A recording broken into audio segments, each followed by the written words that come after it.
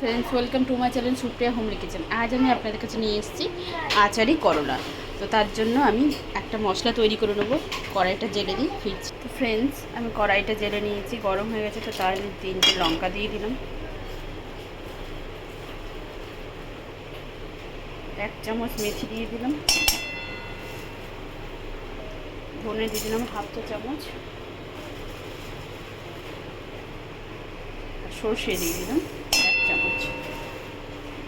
তো এগুলো এবারে শুকনো খোলা একটু তেলে নেবো বন্ধুরা। তেলে নিয়ে ফিরছি।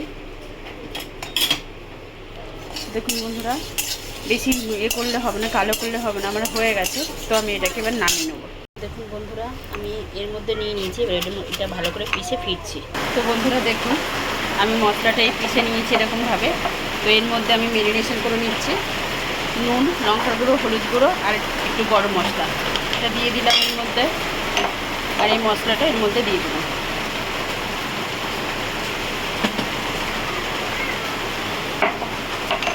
দিয়ে এটা একটু ভালো করে মাখিয়ে নিতে হবে বন্ধুরা, সুন্দর করে। দেখুন,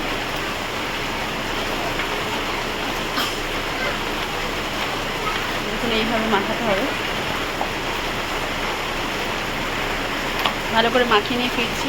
তো বন্ধুরা দেখুন, তো আমি কড়াই বসিয়ে দিয়েছি। কড়াইতে এটা সর্ষের তেলে করলে বেশি মজা হয়।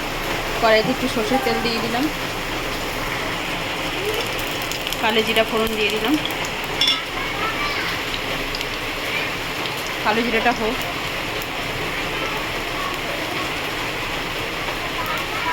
দেখুন বন্ধুরা, এইটা করলাটা দিয়ে দিলাম।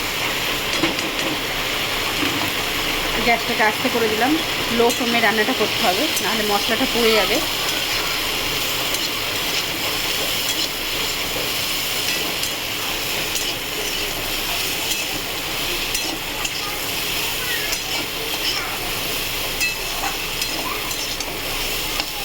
লো ফ্লেমে রান্নাটা করে ফিরছি। তো দেখুন,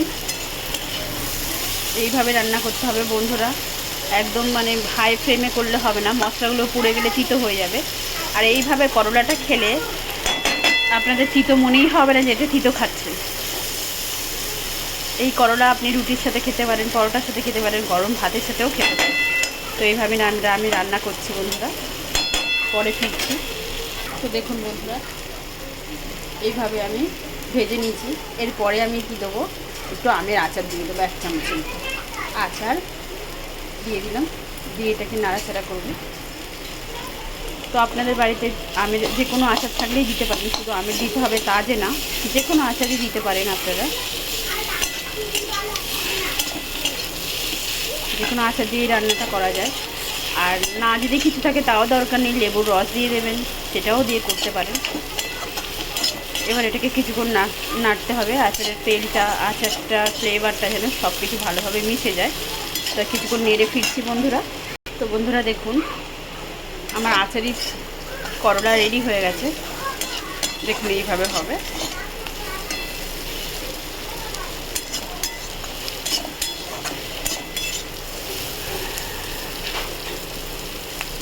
করলা সিদ্ধও হয়ে গেছে।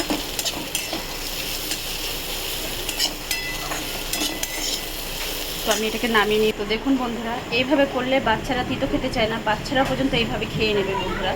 তো আপনারা ট্রাই করবেন, ট্রাই করে কমেন্ট সেকশনে কমেন্ট করে আমাকে জানাবেন আমার রান্নাটা কেমন হয়েছে। আর আমার চ্যানেলটা লাইক অ্যান্ড সাবস্ক্রাইব করে দেবেন। Thank you for watching. Bye by.